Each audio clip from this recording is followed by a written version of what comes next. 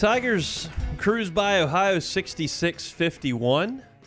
It was a game loaded with content value from the really solid crowd that they had. Brian Kelly addressed the crowd at halftime, got everybody going.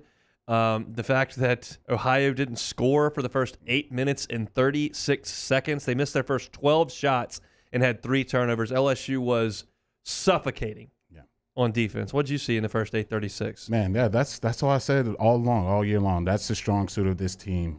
Just their ability to play passing lanes, abilities to switch, abilities to protect the rim, close out on three-point shooters. You don't go on around like that unless you have high-level defense. I know it's immortal Ohio, but still, they're a Division I program, and they came down to Baton Rouge, and the Tigers are ready for them. That defense, I think, is going to travel. I think if they're locked in and they're ready to go and guys know their assignments and know what they're doing, they're really coming in on that switch defense that Coach Wade is running. So I think that's definitely the most positive thing I saw from last night.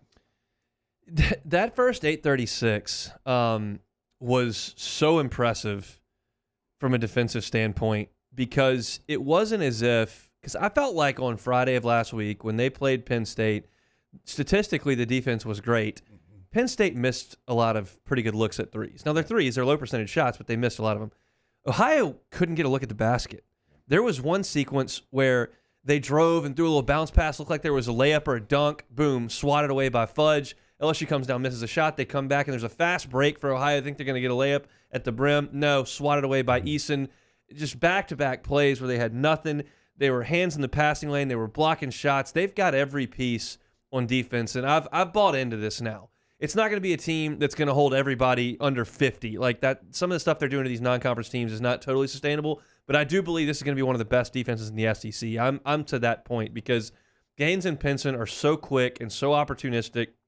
They make things very difficult on guards off the dribble. And then Wade used the term goalie in the preseason, but basically rim protection is what you're looking at there. Eason and Fudge and Reed make things so hard at the rim because of their length, and they're all really good athletes. So that stuff's going to travel. And we didn't talk about Mwani Wilkinson, who's a jumping back, being over there, who's in the top 10 in the country in steals. He got in foul trouble last night. Murray defends pretty well.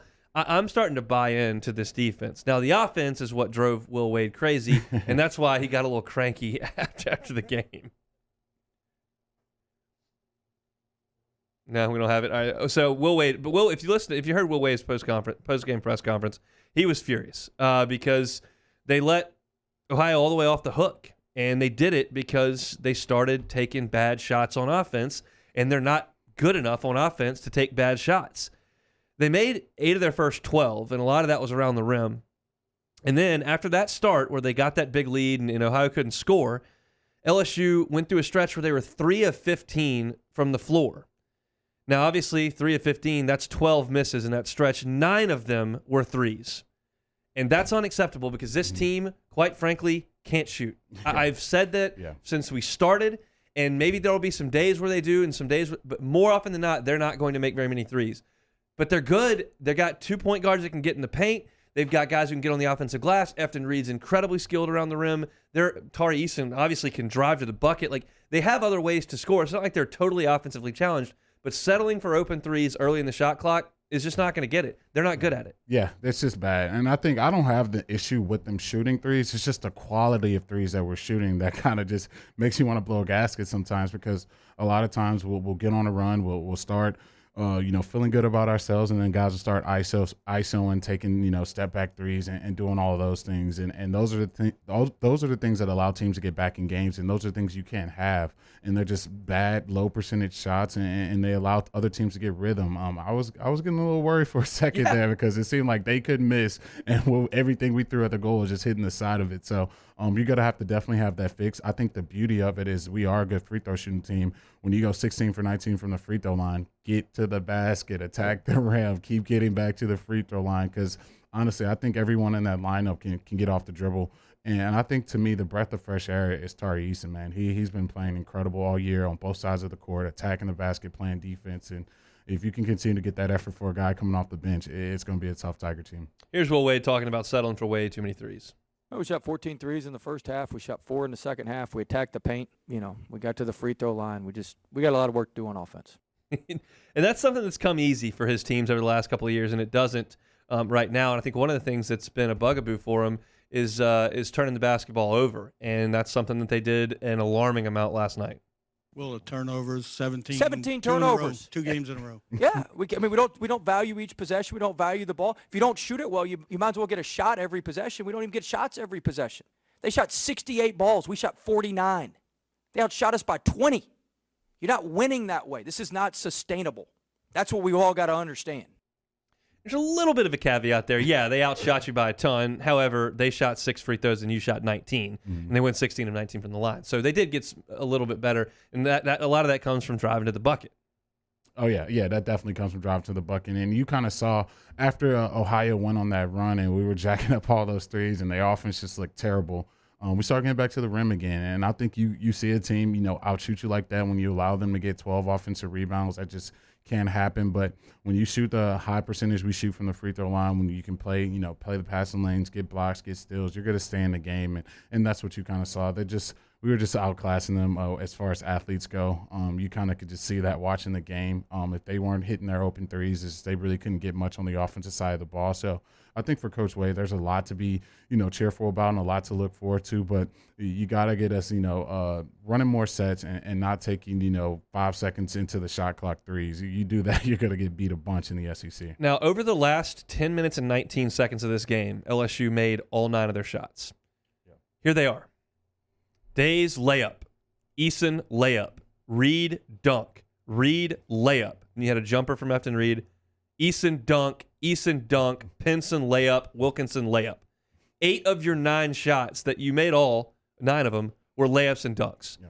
Now, that's not sustainable. You can't go up to Rupp Arena and hang on the rim all night. I get it. But that's the model. You cannot settle for threes at this team when you don't shoot it that well. I mean, then it's right. It's not a hard thing to coach. Mm-hmm. I mean, you've been there when coaches are trying to coach something and they show you statistics or video. It's like, here it is, man. Yeah. We shoot 24% from 3, and when we're dunking on people, we crush them. Yeah. Let's look at that. Yeah, that's definitely what I think Coach Wade's got to preach. And I don't want this team to rule out just shooting threes in general. And, hey, we can't ever shoot threes. It's just take high percentage threes. If guys are wide open, there's no one closing out. I don't mind anyone on that roster taking that 3. I've seen Efton knock down a 3 or 2 here. So if you're getting great looks, but you know how the best way to get great looks, keep attacking the basket, force the help side to come over, rotate the ball, use some ball movement. I think you see those things. You see this offensive flourishing, and then you mix that in with the defensive full court press, fast break opportunities. This team has a lot of potential. We just got to fine-tune some things, take a little more smarter shots. But when you have a defense like that can travel, you definitely feel good about going into any arena and having a chance to win. When you think about basketball crowds, and I want to defer to this a little bit as we wrap this segment, you think about getting up by just dunks, making threes, going on a run, that whole deal, and that's what this team's done for the last couple of years. But this team, everyone is now well aware, their show is on defense, where they just make things so difficult, and the crowd has caught on to that. The first half yesterday, when Ohio couldn't score, Wade was going nuts, pumping his fist, getting fired up, and the crowd, they were more excited when LSU went on defense than they were when we went on offense. It was crazy. It was a really fun environment in last night.